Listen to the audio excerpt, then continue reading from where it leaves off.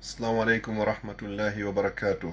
Musidɓe julɓe tedduɓe teddirɓe diina l'islam, kala ka wonɗon men darude e ka daroy tomme e o saayi ɗo e nder Bruxelles, inchallah yo adna Allah on fuu haray ko humpitugol wonande kala mo humpitaki haray wondema inchallahu janngo e asewe 2 avril 2022 ɗum hawray ñande go'o Ramadan hitande 1443 hitande wulure e temeɗɗe e capanɗe nayi e tati. haray inchallahu en wawi humpitade wondema almamlakatul arabiyatu saudiya wondema woɓe yii haray lewru ndu. joni noon si yiyama lewru ndu haray janngo e asewe wonay go'o suumaye. haray inchallahu hande ko naafugol fi fuɗɗagol horugol ngol janngo. en toriki Allah subhanahu wa ta'ala on o tawni en hikka yo tawni en ko feewi, kala mo tawnari e meɗen yo yaafos o ƴettita.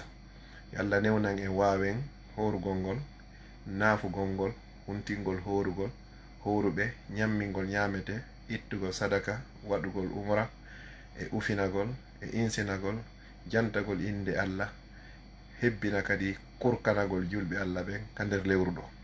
haray inchallah miɗo tori on mo be mo woodi humpitiɓe woodi ɓe humpitaki no haray inchallahu janngo ko go'o suumaye. ahlan wa sahlan bi shahr ramadan al mubarak. haray e wi ko saɗi lewru ndun go tooli e mayru, yo Allah okke ngara moƴƴere ko woni e lewru ndun, danda en kala kambaji ko woni e lewru ndun.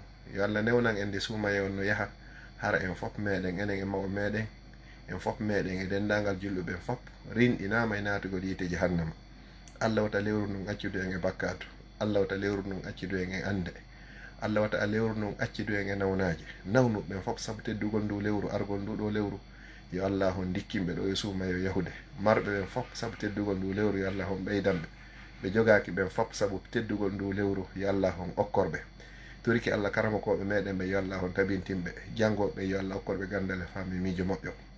leydi meɗen ndi lagine saabu teddugol ndu ɗo lewru.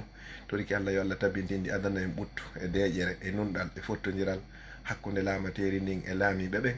okkora e lamɓe fewɓe nunɗuɓe huloɓe Allah, waɗen enen kadi laamateri fewde nunɗuɓe hulori Allah. sukaɓe men wonɓe hoore laayi ɓen, yo Allah hon lumbinɓe hoore jam moƴƴere. so o lumbiniɓe kadi yo Allah okkorɓe kaydiji wonduɗi e nafa e barki. yahuɓe e jooɗiɓe fof yo Allah reenu ayna danda hiwa.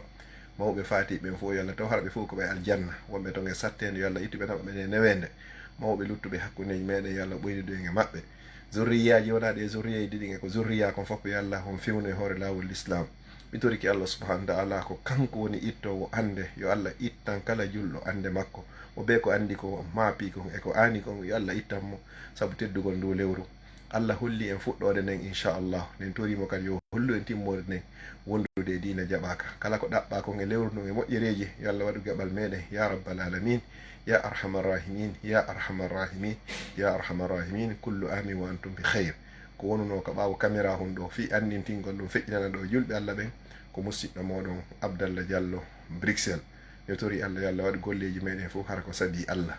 kala feƴƴinoyɗo nde yewtere ɗo goɗɗo humpitori saabu makko ma hay so tawi ko humpitino ɗo ɓeydi humpitade, yo Allah duhirmo moƴƴere, yo Allah lumbinoymo sirate, yo Allah hokkuma aljanna.